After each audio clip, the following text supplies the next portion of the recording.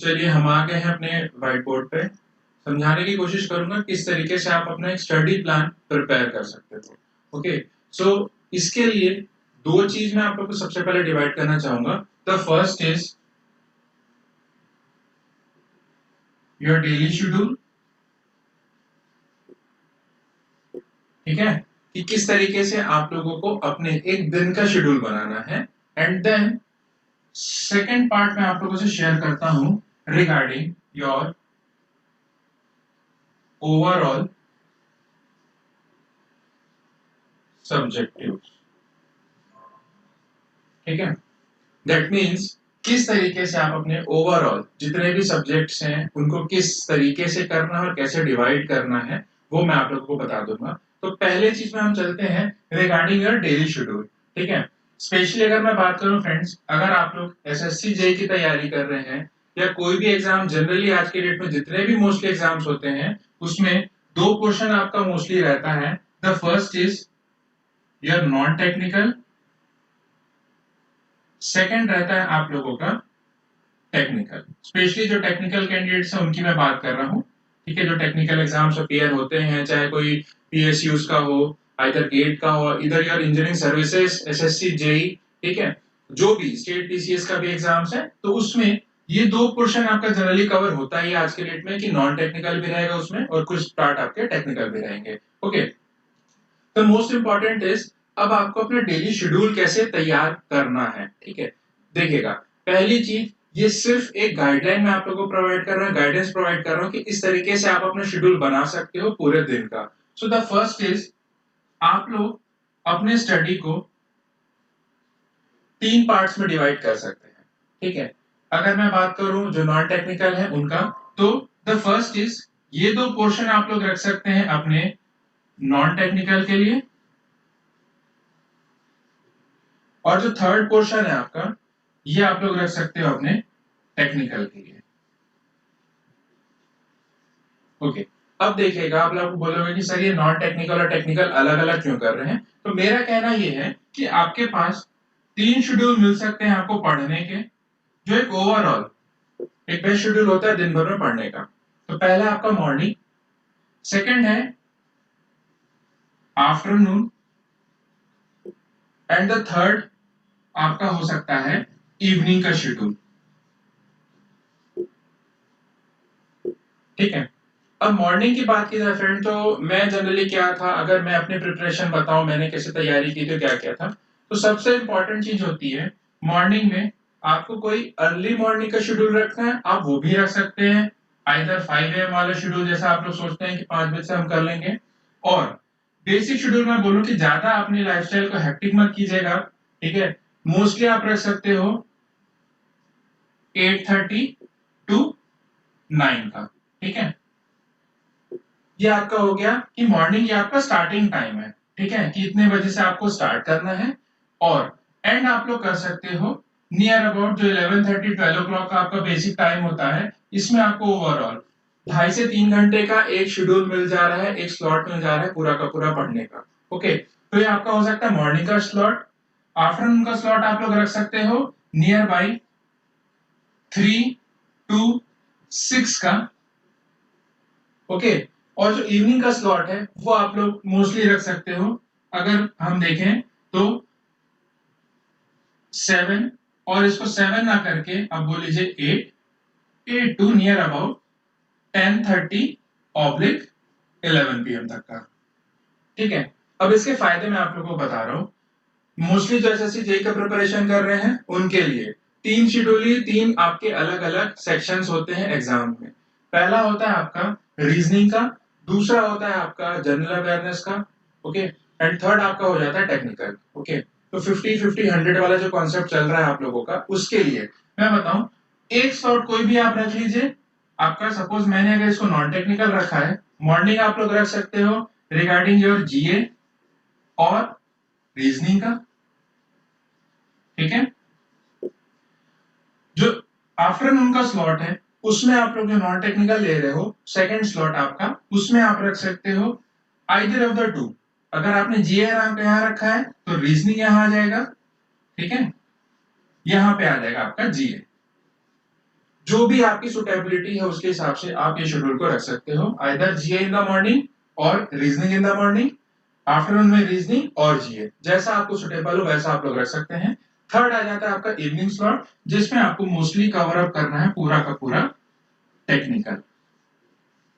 अब मैं आपको एक फायदा बताता हूँ कि टेक्निकल मैंने इवनिंग में क्यों रखा हुआ है। ठीक है, ये ऐसा स्लॉट है फ्रेंड, जनरली सभी के पास इसके बाद पढ़ने का टाइम बहुत रहता है। ठीक है, दैट मीन्स कोई 10:30 11 पीएम को 12:30 भी कर सकते हैं, बिकॉज मॉर्निंग में आपको क्वेश्चन मिल रहा है, अगर मैं काउंट करूं तो 8 ओ क्लॉक या 9 ओ क्लॉक तक का। ठीक है, बेसिक 6 से 7 घंटे की नींद हर एक स्टूडेंट के लिए, एक नॉर्मल पर्सन के लिए जरूरी होती है। ठीक है, तो 6 से 7 घंटे अगर आप लोग एक नाइट में अपनी स्लीप करते हो, ठीक है, सोते हैं अगर आप लोग, तो उसके लिए 8-8:30 आपका स्टार्टिंग टाइम सही रहेगा, जब आप लोग सब चीज रेडी होके अपना एक शेड्यूल बना सकते हो और इस टाइम पे अपने पढ़ने के स्लॉट को रख सकते हो। थर्ड आता है जो इवनिंग में टेक्निकल बोलने का सेंस है, अगर आप लोग इसको 12 बजे तक भी लेके जाते हो, ठीक है, 12 ओ क्लॉक तक, उसमें भी आपको क्या होता है, अगर आप लोग अपने इवनिंग नाइट का स्लीपिंग स्लॉट अगर आप लोग देखोगे तो 6 से 7 घंटे तब भी आपको मिल रहे हैं। ठीक है, तो दैट मीन्स ये वाला स्लॉट थोड़ा पीछे भी हो सकता है आपका, और ये वाले को आप थोड़ा सा एक्सटेंड भी कर सकते हो।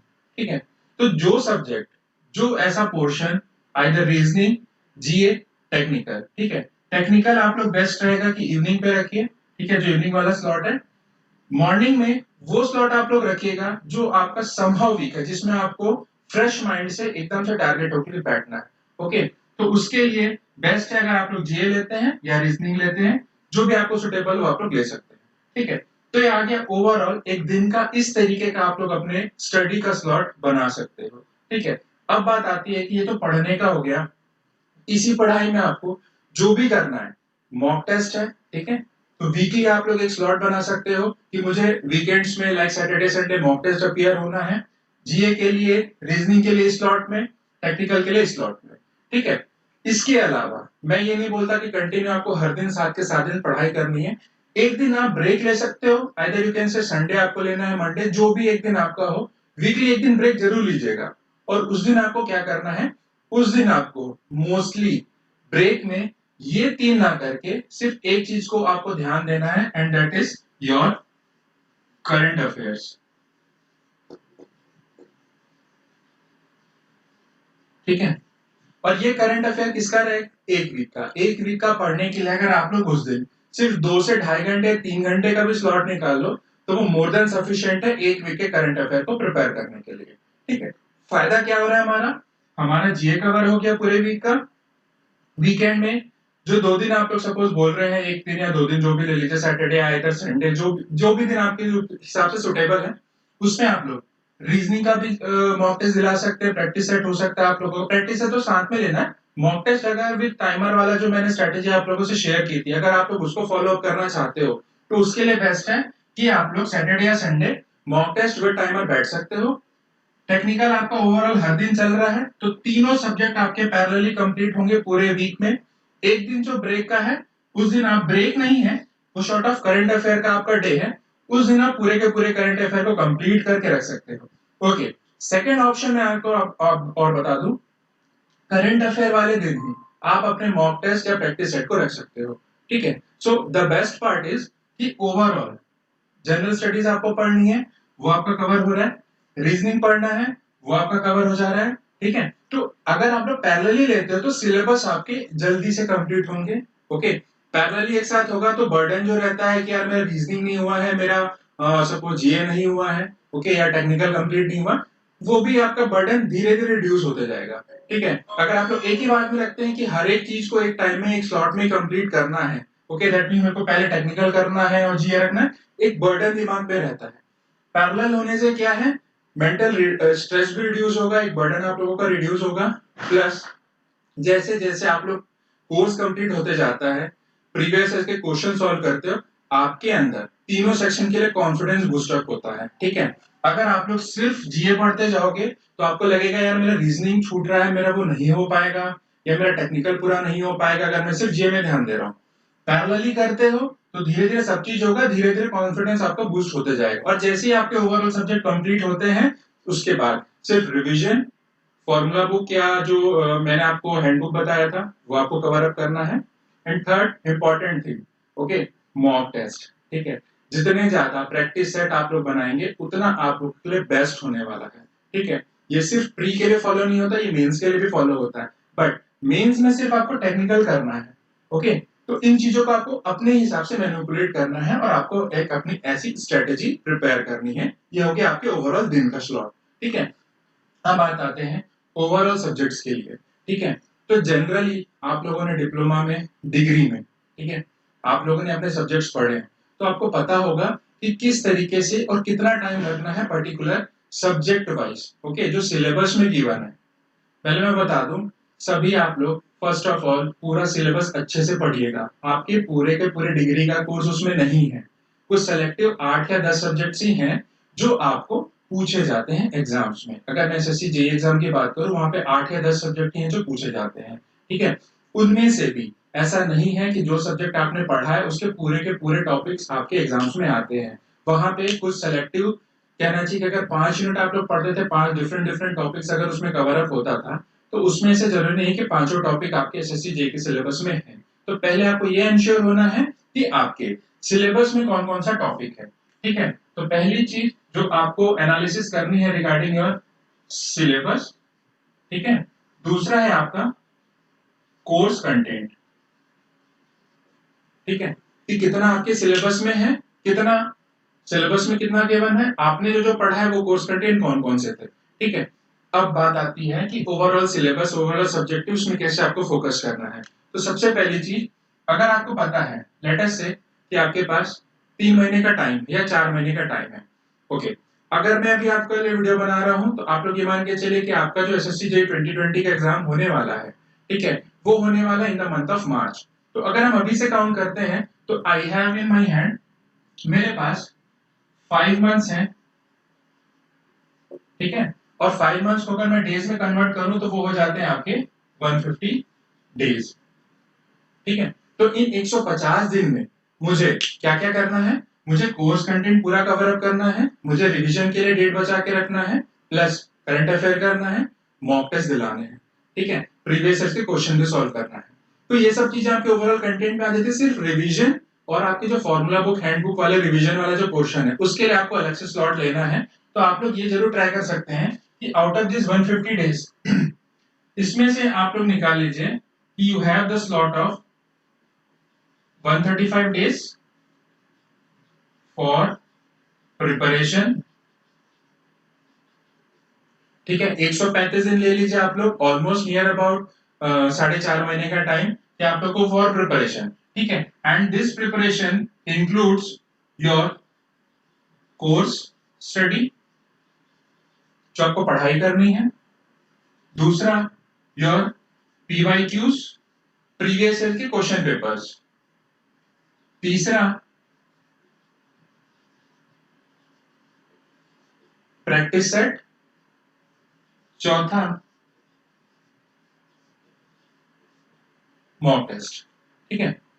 इतनी चीजें आपको इन 135 दिन के हिसाब से कवर अप करनी है, ओके। अब बात आती है ये 135 डेज का तो आपने टारगेट बना लिया, what about rest over 15 days. तो इस 150 माइनस 135 कर दो तो मेरे पास मिल जाता है यहाँ पे 15 डेज का schedule, and this is basically for your revision, ठीक है। ये आपके रिविजन के लिए है। अब रिविजन में क्या क्या करना है, हैंडबुक, जिसको हम फॉर्मूला कॉपी भी बोले हैं, ठीक है, प्लस फुल मॉक टेस्ट, ठीक है। तो आपको क्या क्या करना है, आपको handbook, formula copy cover up करनी है, उसके बाद आपको फुल मॉक टेस्ट कंप्लीट करना है। अब देखिएगा यहाँ पे मैंने मॉक टेस्ट लिखा हुआ है और यहाँ पे फुल मॉक टेस्ट लिखा हुआ है, ठीक है। तो ये जो फुल मॉक टेस्ट है, this is for your 200 marks जो आपके ऑब्जेक्टिव्स में पूछेंगे। ये मॉक टेस्ट जो है this is for subject wise, ठीक है, कि सब्जेक्ट वाइज आपको किस तरीके से अपने कोर्स कंटेंट को पढ़ना है, ठीक है। तो ये हो गया आपका ओवरऑल 150 डेज के हिसाब से ओवरऑल शेड्यूल की किस तरीके से आप लोग इन चीजों को पढ़ सकते हो। अब बात आती है कि सब्जेक्ट का, मैंने तो ओवरऑल 150 दिन को डिवाइड कर दिया, but what about the subjects, ठीक है। सब्जेक्ट कैसे कवर अप होंगे, तो उसके लिए ये जो 135 डेज का आपने यहाँ पे जो शेड्यूल बना रखा है, ठीक है, इसी 135 दिन के लिए आपको सोचना है कि मेरे सब्जेक्ट्स किस हिसाब से होंगे, और ये एनालिसिस सिर्फ आप ही एक्सप्लेन कर सकते हो, ठीक है। यहाँ पे आपको स्क्रीन में देखने को मिलेगा ये जो चीज मैं आप लोगों को शो कर रहा हूँ, ये ऐसे ही मेरी कुछ स्ट्रैटेजी थी, मैंने कुछ अपना एक प्लान बना रखा था कि मुझे इन टॉपिक्स को इतने दिन में कवर अप करना है, ठीक है। तो ये जो 135 डेज है, ठीक है, इसमें आप लोगों को बता दूं, इसमें आपको दो चीजें रखनी है, ठीक है। What are this two things? The first is your study, ठीक है, जिसमें आप लोग पढ़ेंगे, प्लस ये शॉर्ट ऑफ क्वेश्चन। अब व्हाट इज दिस क्वेश्चन? आप लोगों को लगता है कि आप लोग 10 दिन में टॉपिक को कर सकते हो, ठीक है, बट मे बी कुछ सर्कमस्टेंसेस ऐसे आए कि आपने उसको 10 दिन में नहीं किया, तो हर एक सब्जेक्ट के बाद आपको एटलीस्ट 2 से 3 दिन का, बड़ा सब्जेक्ट है तो 4 दिन का आपको क्वेश्चन लेके चलना है, ठीक है। एंड दैट क्वेश्चन अगर आपके पास है, कोर्स पहले कंप्लीट हो जाता है, तो वो डेज आपके बच जाएंगे, ठीक है, जो स्टडी वाली टाइम है वो आपकी बच जाएगी, प्लस जो ये क्वेश्चन पीरियड है, ठीक है, ये ओवरऑल पार्ट टाइम आपका 2 से 3 दिन 4 दिन किसी सब्जेक्ट के लिए बच सकता है, ठीक है। तो the first and most important thing is आपको सबसे पहले सिलेबस को स्टडी करना है। आपके सिलेबस में क्या क्या चीज है, कौन कौन से कोर्स कंटेंट आपने स्टडी कर लिया है। जब तक ये एनालिसिस आपके पास नहीं होगा, आप लोग अगर स्टडी के लिए आगे बढ़ते हो, तो दैट मीन्स वो हाफ हार्टेडली आपकी स्टडी होगी, आपकी प्लानिंग होगी, बिकॉज आपको यही नहीं पता कि आपको अभी एट प्रेजेंट आप किस लेवल पे हैं, आपको कितना नॉलेज है, कितनी चीजें आपने ऑलरेडी पढ़ रखी हैं, जिसको आपको शॉर्ट ऑफ उतने कोर में जाके और स्टडी नहीं करना है, कॉन्सेप्ट को फिर से रिबिल्ड अप नहीं करना है। आपको सिर्फ ये चेक करना पड़ेगा कि कौन कौन से टॉपिक आपके कंप्लीट हो चुके हैं, जो टॉपिक नहीं हुए हैं उनको थोड़ा सा डीप में स्टडी करनी है, तो उनके लिए ये जो स्टडी टाइम आप निकाल रहे हो थोड़ा सा ज्यादा आपको लेके चलना पड़ेगा। या जो सब्जेक्ट आपका वीक है, ठीक है, जिसमें कॉन्सेप्ट थोड़े से वीक हैं आपके, उनके लिए ये स्टडी टाइम आपका थोड़ा सा बढ़ जाएगा, वो मोर, ठीक है। जो सब्जेक्ट आपके ऑलरेडी हो चुके हैं उनमें ये जो आपका स्टडी टाइम रहेगा वो आपका लेस हो जाएगा, ठीक है। तो आपको ओवरऑल करना क्या है, आपको इस 150 दिन का सपोज अगर हमारे पास टारगेट है, तो इस 150 डेज में हम किस तरीके से अपनी चीजों को लेके चल रहे हैं, ठीक है, जिसमें आपको ये सारे टॉपिक कवर अप करना है, ताकि आपका स्कोर अच्छा है और आपको एक अच्छा डिपार्टमेंट मिले, ठीक है। मेरा सिर्फ ये आपको स्टडी प्लान बताने का सेंस ये था, बिकॉज बहुत सारे लाइव सेशंस होते थे, लाइव सेशंस के पीछे जो मेरा स्टडी प्लान था, बहुत लोग ये पूछ रहे थे कि सर ये क्या बना रखा है आपने, इसके बारे में एक वीडियो आप जरूर बनाइएगा। तो उन्हीं के रिक्वेस्ट को लेते हुए, प्लस जो स्ट्रेटेजी, हमेशा मैं ये वर्ड स्ट्रेटेजी यूज करता हूँ, ठीक है, स्ट्रेटेजी रिलेट करता है आपकी प्लानिंग को, कि आप किस तरीके से एग्जाम की प्लानिंग कर रहे हो। तो अगर आपकी प्लानिंग अच्छी है, स्ट्रेटेजी अच्छी है, तो डेफिनेटली आप लोग एग्जाम को क्रैक कर सकते हो। Okay, so on the basis of that ये स्टडी प्लान इस तरीके से आपके डेली शेड्यूल प्लस ओवरऑल जो सब्जेक्टिव टॉपिक्स हैं उनको लेके अगर आप एक अपना खुद का कैलेंडर बनाते हो 5 महीनों का, बिकॉज 2020 एग्जाम्स की मैं अगर मैं बात करूं, तो उस एग्जाम के लिए आपके पास सिर्फ अभी 150 डेज का ही एक कहना चाहिए ओवरऑल टाइम शेड्यूल आपके पास रह जा रहा है।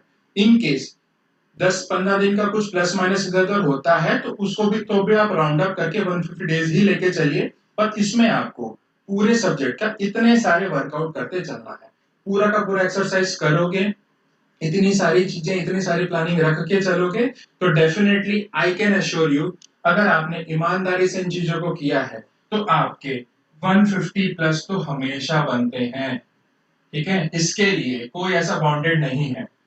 जो प्लानिंग, जो चीजें मैं आप लोगों से शेयर कर रहा हूं, ऐसा नहीं है कि किस तरीके का आपको मिसगाइड करूं, ठीक है। मैं सिर्फ शेयर करना चाहता हूं कि किस तरीके से आपको इन चीजों में बेनिफिट मिल सकता है, ठीक है। तो आज के वीडियो में फ्रेंड्स इतना ही, स्टडी प्लान से रिलेटेड, और अगर किसी की कोई छोटी एडवाइस हो, ठीक है, अगर वीडियो के थ्रू आपको कन्वे ना हो रहा हो, टेलीग्राम चैनल का लिंक डिस्क्रिप्शन बॉक्स में अवेलेबल रहेगा, वहां से आप लोग देख सकते हैं, वहां से मुझे क्वेश्चन कर सकते हैं कि सर अगर मैं इस तरीके से अपने प्लान को चेंज करता हूं तो मेरे को क्या बेनिफिट हो सकता है, और क्या मेरे ड्रॉबैक्स हैं इन चीजों को, अगर मैं इस तरीके का प्लानिंग या सेकेंडरी प्लान अपना रखता हूं तो। बिकॉज देखिएगा फ्रेंड, जो चीज मैं आप लोगों से शेयर कर रहा हूं ये एक कॉमन है, ठीक है। हर किसी का कंडीशन, हर किसी का लाइफस्टाइल, उनका स्टडी प्लान अलग अलग रहता है। एक ओवरऑल एक बेसिक प्लान मैं आप लोगों से शेयर कर रहा हूं कि इस तरीके से आप अपना भी शेड्यूल बना के चलिए, बिकॉज जब तक अच्छी प्लानिंग नहीं रहेगी, अच्छा एग्जीक्यूशन नहीं होता। ये इंजीनियरिंग का फंडा है, ये टेक्निकल लाइन का फंडा है कि प्लानिंग अच्छी होती है तभी एग्जीक्यूशन अच्छा होता है। प्लानिंग बिगड़ी तो पूरा का पूरा आपका डिजाइन एग्जीक्यूशन पूरा चेंज हो जाता है, ठीक है, जिसमें आपको बहुत ज्यादा नुकसान होते हैं। एंड हर ईयर कंपटीशन बढ़ रहा है फ्रेंड्स, तो उन चीजों को भी आपको ध्यान में रखना है। और उन चीजों से जो भी आपको फीडबैक कोई देता है, कोई नेगेटिव फीडबैक दे रहा है, उन चीजों को आपको हमेशा इग्नोर करते हुए चलना है, ठीक है। आपको सिर्फ ये ध्यान रखना है कि मुझे एग्जाम क्रैक करना है, इस साल ही क्रैक करना है। ऐसा नहीं कि मैं फर्स्ट अटेम्प्ट है यार थोड़ा सा वीक होके चलूं, थोड़ा सा लूज लेके चलूं, ऐसा नहीं। ट्राई कीजिए, फर्स्ट अटेम्प्ट पे होता है। बहुत लोग ये बोलते हैं कि फर्स्ट अटेम्प्ट में नहीं निकल सकता, तो प्लीज ऐसे लोगों की बातों को मत सुनिएगा, वो सिर्फ आपको मिसगाइड कर रहे हैं। फर्स्ट अटेम्प्ट में भी बहुत लोगों ने अच्छे रैंक से और अच्छा डिपार्टमेंट अचीव किया है, ठीक है। एट द एज ऑफ 23 24 वो एक अच्छे डिपार्टमेंट में सेंट्रल गवर्नमेंट जॉब में बैठे हुए हैं, ठीक है। तो आज के वीडियो में फ्रेंड्स इतना ही। वीडियो जिनको भी अच्छी लगे वीडियो को लाइक जरूर कीजिएगा, चैनल पे नए हैं तो चैनल को सब्सक्राइब जरूर कर लीजिएगा, बिकॉज ऐसे इंफॉर्मेटिव वीडियोस में हमेशा आप लोग की प्रिपेयर करते रहता हूँ। Thank you friends.